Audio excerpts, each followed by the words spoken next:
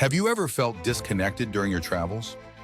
What if I told you that you could transform your adventures into deeply enriching experiences by infusing them with Taoist mindfulness?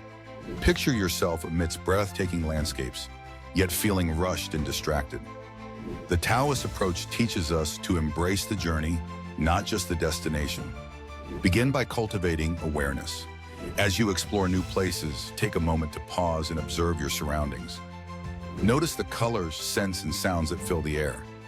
This simple practice grounds you in the present. Next, adopt the principle of Wu Wei, or effortless action.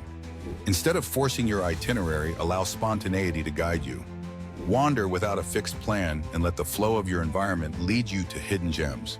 Integrate moments of reflection into your travels. Each evening, take time to journal about your experiences and insights. This deepens your understanding of both the world and yourself. Finally, connect with nature. Whether it's a walk in a park or a hike in the mountains, nature's tranquility fosters inner peace.